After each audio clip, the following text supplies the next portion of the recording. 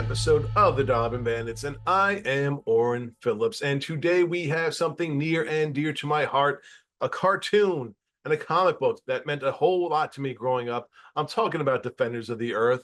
Now, listen, it's not the big name cartoon that was out in the 80s, folks, but it was a great series. The Phantom, Mandrake, Lothar, Flash Gordon. It was a show that my dad and I watched together. We read the comic books together because these were the heroes he grew up with, and they are coming back. And who better to do it than our friend Dan DiDio? Dan is, as you know, a comic book luminary. The man was in charge of DC Comics, and he is joined this time by Jim Calafiore.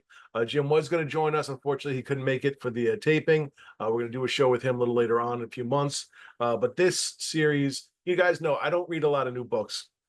I am looking forward to this because you'll hear in this, if you're a Defenders fan, if you're a Flash fan, Mandrake or Phantom fan or whoever fan, Dan loves this stuff. Dan studied the history. Dan is putting something together that fills right in where the other series had left off, and it's going to be absolutely phenomenal. So enough about me gushing about this. Let's hear what he has to say. Here is Mr. Dan DiDio. Dan DiDio back today talking about the Defenders of the Earth. Dan, great to see you. Great seeing you too, man. How you been? Good, you? Not bad. We're having fun. We're having fun. I was saying, got to get ready for San Diego. Got a big mess around here trying to put some stuff together. Well, that's not a bad thing. So let's start at the very beginning. How did this project come together to you? It's a silly story, and it has to do with San Diego last year. Okay. Yeah, I was at the con, walking the floor, just saying hi to folks, and I wanted to see Mike Moritz, one of the guys I really enjoyed working with while at DC. He's doing well over in Mad Cave and just doing great stuff over there. And I went to visit him, and I'm talking with him, and he brings up talking about Flash, and he brings up Defense of the Earth, and I explained to him about how I knew about it in animation and all that. Right. And he goes, "Yeah, well, we're thinking about a book." I said, "Well, that's cool." And then I walked away, and then like about 2 hours later, I swing by his booth and I go, if you did the book, and I start giving him ideas on what we could do, and then I walked away again, and I must have stopped by like 3 times. And by the time third time around, I had a pitch in my mind, and I gave him the pitch. He seemed like he liked it. And then by the time we got to New York Comic Con, we locked it down, and we were off to the races. That's awesome. Now, This was originally a Marvel property along with King Features, correct? It was a Marvel Studios work for hire. That's what that was. During the days when Marvel was owned by New World Entertainment, was the film and entertainment company. Marvel was part of that, and they were doing work for hire material. And they had developed this concept for King Features, and wound up doing the animation as part of the fledgling studio at the time, which was interesting to see, because at that point Stan was involved in some of the early stages and discussions, and as I say, he wrote the theme song, but he was also involved in some of the story ideas in launching the idea at the start too. Now, what was it about the initial show that kind of hooked you a little bit? Well, if you go back and watch it, and the entire show's online right now, so you can see the whole series. The great part, not great, but the interesting part about it is they launched the series by killing Dale Arden. That's the first episode. And they never mention by name. They never say kill, but she's dead. And it becomes a point of the story. And for me, I thought that was really intriguing, because they went on a limb, and not something you expected with the very first episode of a series. And by doing that, I think it helps set a theme. And more importantly, the interesting thing about the characters in the book are, the Phantom, Mandrake, and Flash as the 3 primary characters. Lothar as part of Mandrake's world as a lead too. But they're so different from each other, and different types of stories. And I always found it interesting that they found a way to bring them all together, and they used Flash as the most popular character, using his theme and Ming and Mongo as a reason to pull them together. But the great part about these characters is finding reasons to work together, which is a little ironic for me, because if you think about the Marvel ties, it's very similar to the Defenders series over at Marvel. If you look at that, and you look at the idea of Namor and Hulk and Doctor Strange first teaming up as the original Defenders team, about how they were different and they had to find a reason to get together, it was almost they had to do the same thing with this Defenders concept too. So I'm gonna give you a name of each character, and if you could just give me a brief blueprint of what you think each character is made of and what they bring to the team. So I'll start with Sure. Flash Gordon. Thoughts on him? Well, Flash Gordon, Flash Gordon is the motivation. He's the through line. He's the strongest character. He's the most recognizable character, and because of the themes of Mongo, and these are all part of his world, so much of the story revolves around him. Right. So the interesting thing for me, though, in the series was because there were other Flash Gordon series events taking place with Mad Cave, I didn't lean on Flash as much as I probably would have if he didn't have any other book. Instead, I really pushed his son Rick up because that was the fun part of the series, was the dynamic between the kids and the adults, this generational split in regards to what was going on there. So I really go into the story with Rick, his relationship with Flash. Flash is now part of rebuilding the world post these wars with Mongo. The world has been pretty much decimated, and Flash is trying to find a way to kickstart the world. And making a lot of compromises along the way, including his own relationship with his son. So that's part of my story with Flash, which I think is fun because what I'd like to do in the first half of the series, because it's an eight part series, is I'm focusing on the families and the relationships, on the individual issues. So I get a chance to really get into them a little more and explore them, and then bring the team together when the threat's revealed and the bigger reveal comes in, and then go off to the races from that point. But it's been fun with that Flash. So that's the Flash story. With the Phantom, the interesting part of the Phantom is that you find out at the beginning of the series the Phantom is basically unable to return to his homeland. It's a bit of a mystery on why that's the case, which gets resolved pretty quickly in the second issues. But you find that he's not unable to go back to his homeland, and because of that, he's been estranged from his own daughter for a period of time, and she's gone down a path which is dangerous for her, and he can't go over there and help save her, which is creating a lot of angst for him as well. But the Phantom's the character that I'm finding a lot of fun with because as I start to peel into it, there's a lot of history, there's a lot of lore. It's even a greater generational story than just the adults and the kids. And we work into a situation where the Phantom is actually called before what we call the Council of Phantoms, which is basically a Phantom tribunal of all the previous generations of all the Phantoms, and he has to appear in front of them and discuss things with them. And I'm having a blast with that character because there's a lot of personality there, there's a lot of lore, there's a lot, and more importantly, there's tradition there that we have to break. The idea of passing it down just from son to son, and he has a daughter, is become a point of contention within not just his own family, but through all the generations of Phantoms too. Right. And then the last one, again, which is a lot of fun too, is Mandrake, because it was interesting for me. I wanted to play into the idea of the stage magician, which the idea it's that larger than life, always putting on a show and really playing the tricks and magic of what is going on. And there's a key line in one of the books where somebody asks him what he just did, and he goes, it's magic. He goes, and if you know how magic works, it's not magic anymore, and it fades. So right. I can't tell you about anything that I do. And he plays that mystery, and he plays the everything. But in some ways, he becomes the bigger through line than even Flash, because Flash is sort of sidelined building things. Mandrake gets the sense that something's going on in the world that he's even a greater threat than Ming and Mongo's attacks in the previous years. And he's trying to uncover it. And the way he does it is going on a stage tour and going around the country and seeing the different cities and finding out what's happening all around. So he's getting to do his shows, but also finding out what's happening too. And he keeps the Phantom close by. And I'm having a lot of fun with like this very weird Butch and Sundance relationship between the Mandrake and the Phantom. And they play off each other really nicely, which makes it all worthwhile. And then the last piece of the puzzle, which is Lothar, I play him as the reluctant king. He's the chieftain of the Seven Nations. He wants nothing to do with it. And the nations are coming apart. They're on the verge of civil war. His ex-wife is the one who's chieftain now, but is unable to keep the peace as well as he can. They had more respect for him.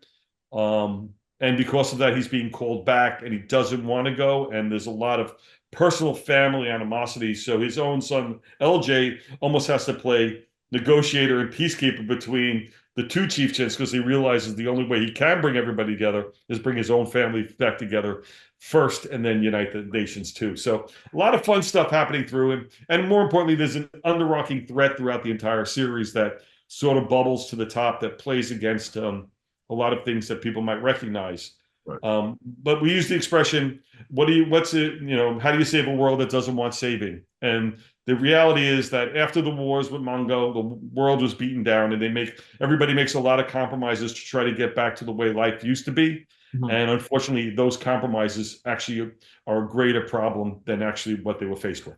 So, but they don't want to. There's a lot of people are trying to avoid it because they just want life to be simple again. Makes sense. Now, each character has a really deep history. I mean, these guys are the three of them, like Flash, Phantom, and Mandrake. They go back to the 30s. Yep. Going through years and years and years. Do you pull from the original stuff, or are you just kind of saying, "I know this stuff, but let me put my own spin on it"? The way it works is this. It was interesting. What I did is I built a story that I wanted to tell. And then back and I watched the entire Defenders of the Earth animated series, 65 episodes. And I watched the series, and lo and behold, a lot of my themes and stories that I was telling in the story that I built, the arc that I built, were stories told within the body of the series. So there's a lot of touch points that I'm doing that were actually story beats within the actual series itself. That made me feel good because what it did, it told me that I was understanding the characters and projecting them and anticipating they do in a similar fashion that was done on the show. So I felt like I was aligned to the show. And then I went back a little bit further and I started to pull bits and pieces of other aspects of lore from Flash and Phantom primarily, mainly because they have a rich history. And if I needed an item or a story beat in order to keep the plot moving, rather than create something brand new, it's a lot more fun to look at things that existed in the past and pull them into the story to help service that storyline. So there's a moment where Flash is in need of a method of escape of a ship, and we bring back a ship that I think will bring a lot of fans excited. That's awesome. Now, I mean, you're dealing with the full roster here because you have the four, you have their kids, you also have Ming, you have a lot of people going on.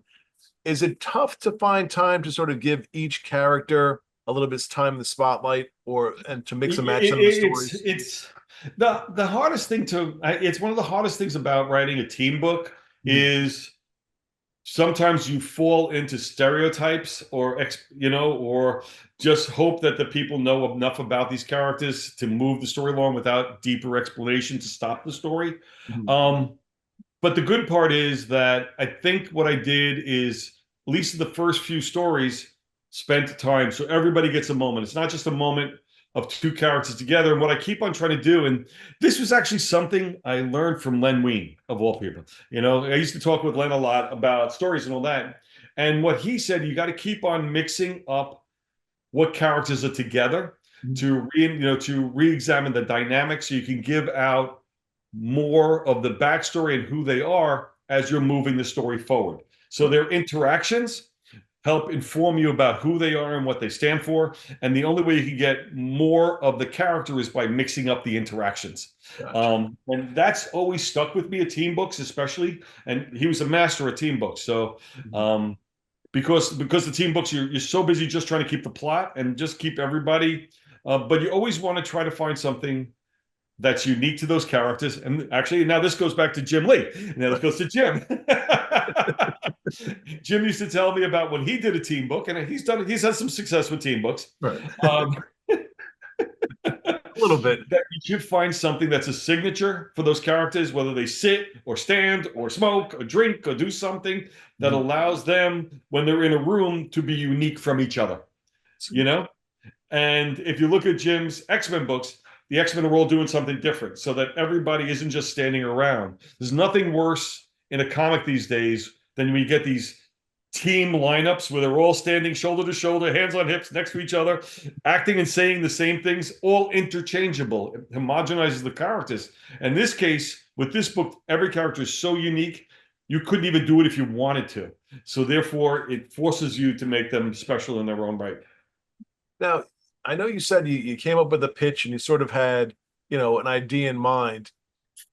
For what you have now, is it the same as the pitch that you had, or has it changed as you've kind of gone along with it? Um, I would say about 90% of the same because it was really just an amorphous idea, an overarching idea. So I've been filling in the characters as I go, and I knew what I wanted to do with every single character Mhm. in order to get me to the conclusion of the story, and I know what the ending of the story is. But the journey changes. There, and I'm going to say the character is Zuffy. This fuzzy little creature that was in the TV show was not in my original pitch. And yet somehow that character is in every issue all of a sudden. I don't know how he got there, but he's in every issue. And now I'm like, okay, now what does he got to do? Now that he's here, I got to find things for him to do. It's not easy all the time. No, it's not, but it's fun. And what does change though Mhm. is the emotional moments between the characters. Okay. Okay. Sometimes you have things that are so hard edged or so over the top in order to move the story through that when you sit down and write those characters, doesn't ring true. Right. And it seems forced. And you find yourself a lot going, that's not what he'd say, well, that's not what he'd do. And I guess I'm pretty close to what people expect from the characters because I've been very lucky to have very small amount of input from the King Features people who are naturally going to be watching to make sure that things are the way they hope them to be. But my main thing is that I'm taking some choices with these characters and pushing them in directions, but I also got to make sure that their voices ring true to who they are so that they don't seem like something that is unrecognizable, which is not what I want to do. I want, again, we're doing Defenders of the Earth. These are characters around for this long. The bottom line is that the audience is going to come to it have a probably greater knowledge of these characters than I do,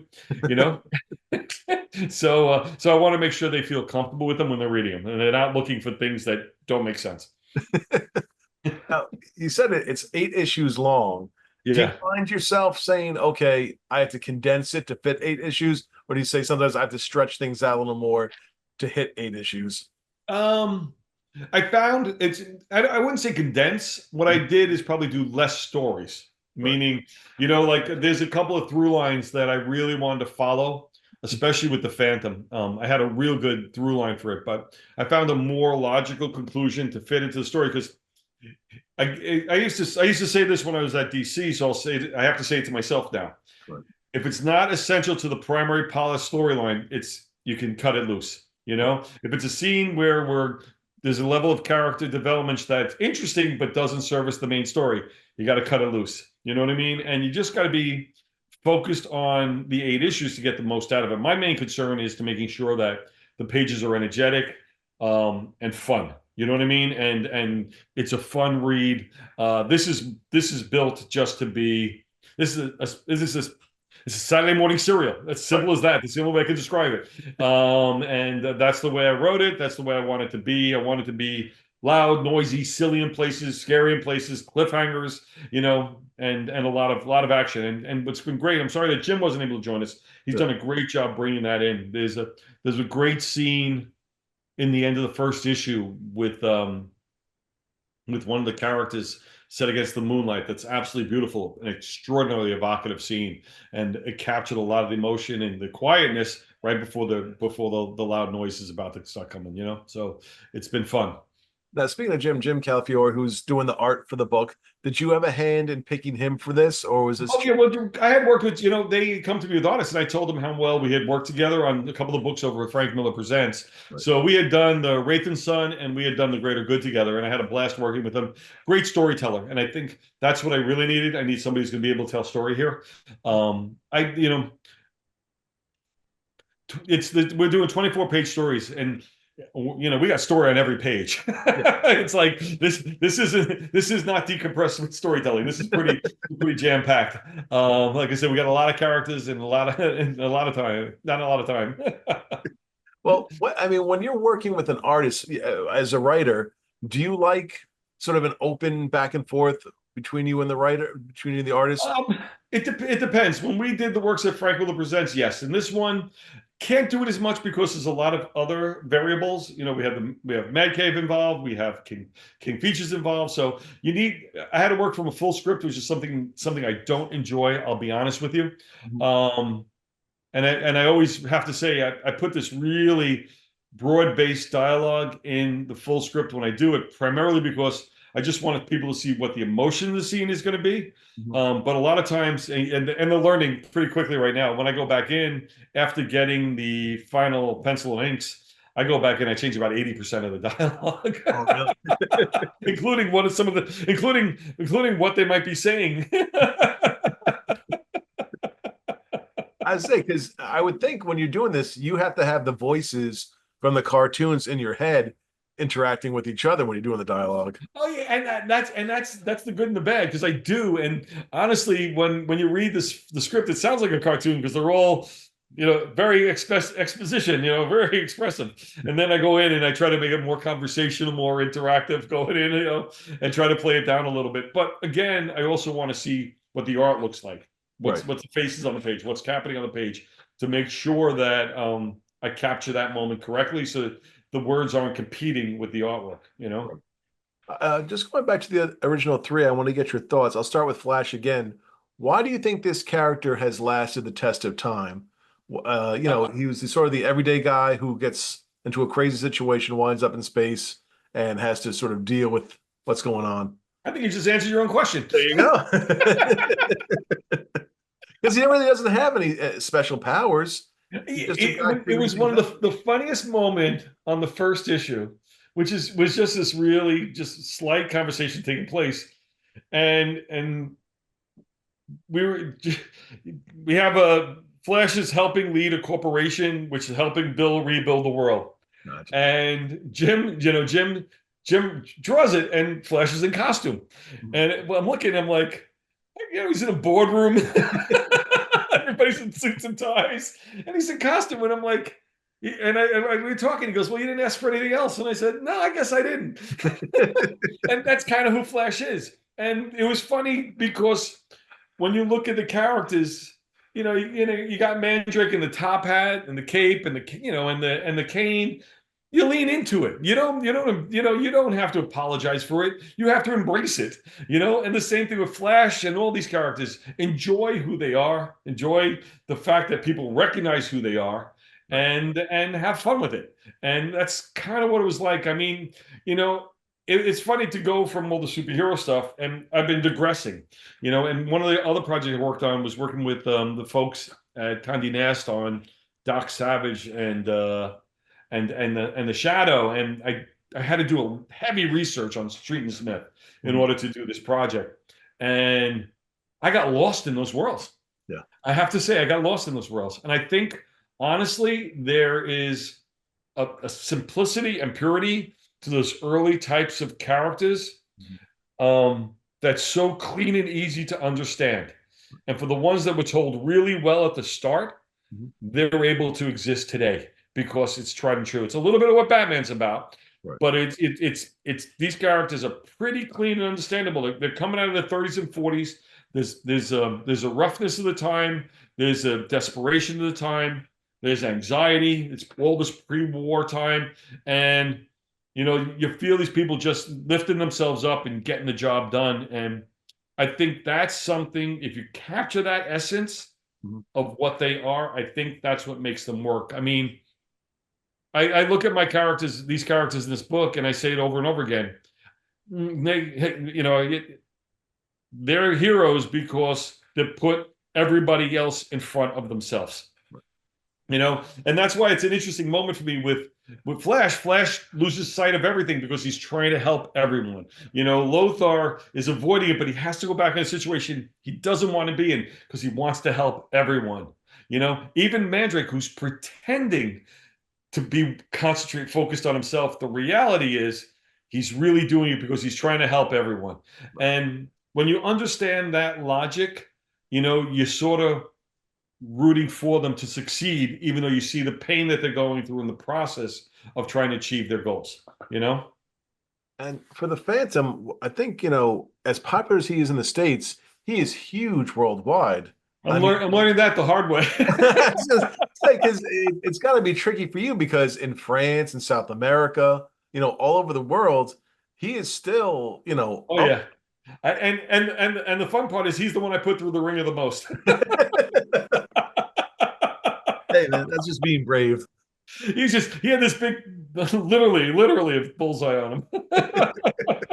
Well, I mean, do you see him as a dark character? Do you see him as sort of the moody one in the group, or He's a little bit of the cynic, a little bit of a pessimist, um, primarily because he's out of his element. That's why, and that's one of the reasons. And he feels lost, and that's part of the whole concept of what's going on.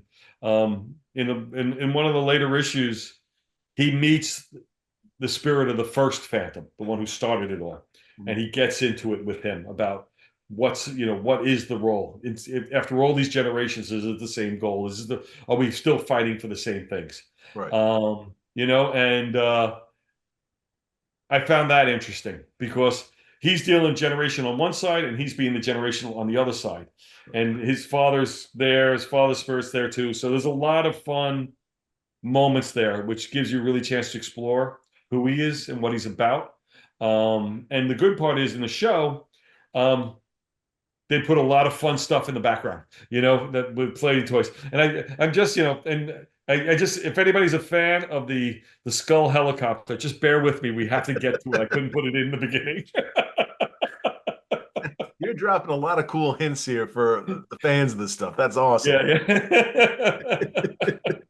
Now, did you write this for fans who know the history, or is this a book that you think anyone could pick up and be like, okay, I can just Look, get right into it? here's the thing. I wasn't a fan of the history, Right, right?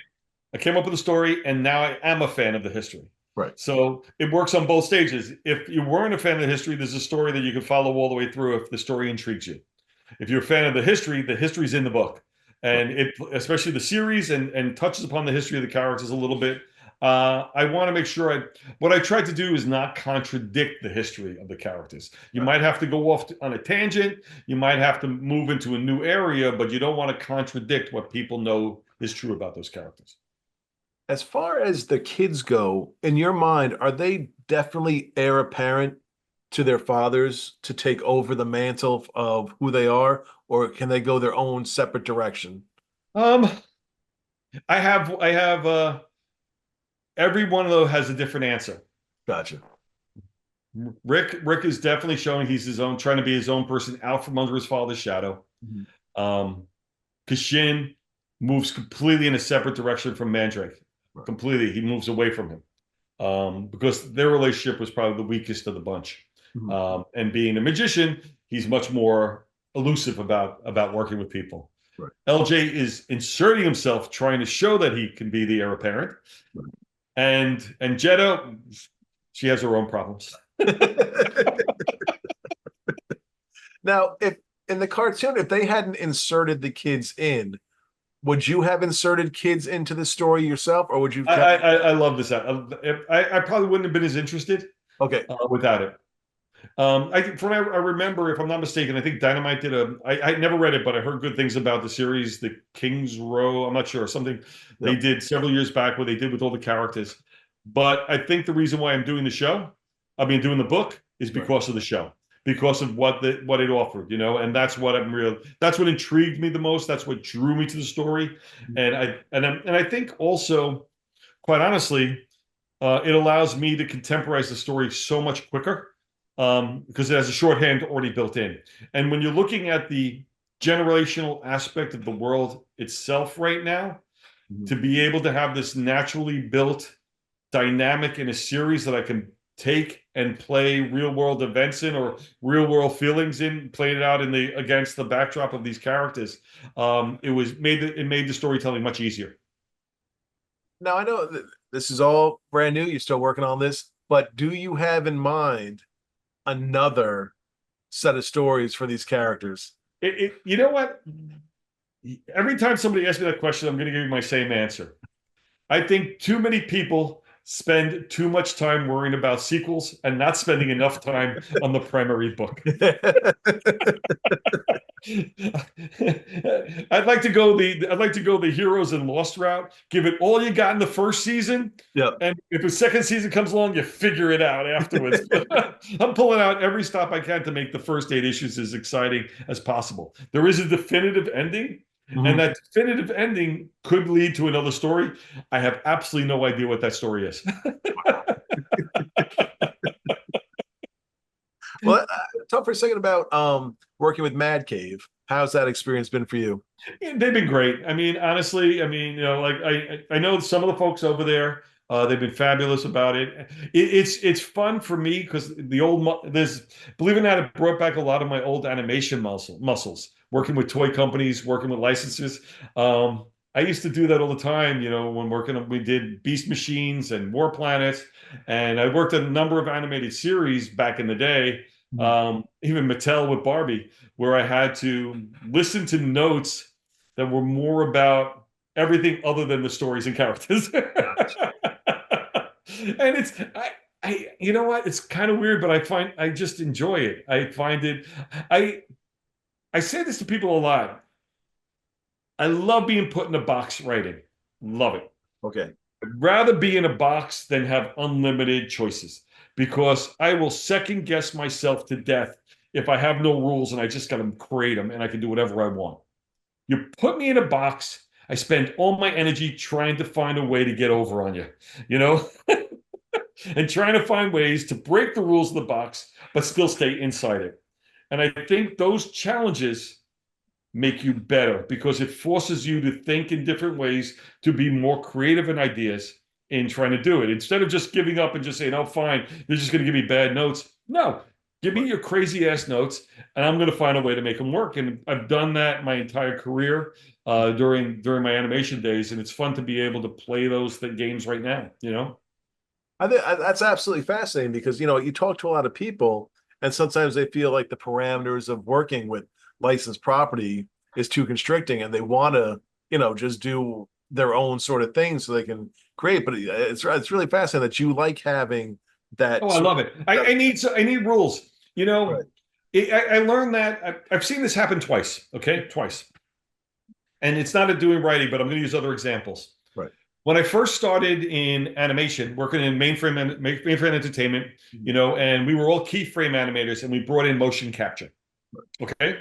And as soon as we went into motion capture, we were getting animated scenes. And no lie, the animated scenes were somebody going, hey, how are you today? But they'd be doing this. Hey, how are you today? What's going on? And you would go to the animators going, what's going on? Why are they doing that? And he goes, well, we have motion capture. So we have to have motion while talking, don't we? And I said, not if they're all mad Italian. But so we had to put limitations on that. Now, let's flash forward, Tal, to today's coloring. Look at coloring in comics. Millions of color choices to choose from. We used to have 8 or 6 or whatever it was, whatever number it was, and now we got hundreds of thousands of coloring choices. And everybody decides to put every single color on every page because they have it available. Right. And I'm like, it doesn't need all those colors, but we have them all. Don't need to use them all. That's a very good point.